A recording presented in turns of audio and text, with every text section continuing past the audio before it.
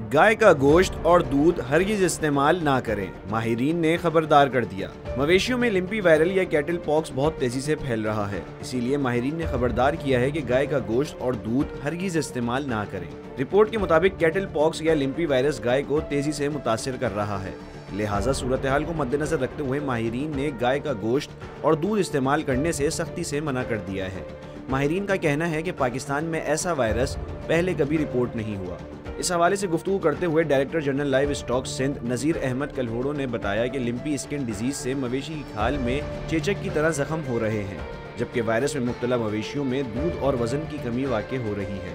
انہوں نے خدشہ ظاہر کیا ہے کہ ممکن ہے لمپی اسکن وائرس شاید ایران اور بھارت سمیت دیگر ممالک سے آئے مویشیوں کے ذریعے پھیلا ہو۔ اس حوالے سے بات کرتے ہوئے director general livestock Sindh کا کہنا تھا کہ لمپی وائرس مچھر اور مکھی کے کاٹنے سے دوسرے صحت مند جانوروں میں پھیل رہا ہے اور اس وائرس میں مبتلا مویشیوں میں شرح اموات 2% ہے۔ انہوں نے کہا کہ امید ہے کہ انسداد لمپی وائرس ویکسین کے ذریعے مویشیوں کو محفوظ کیا جا سکے گا۔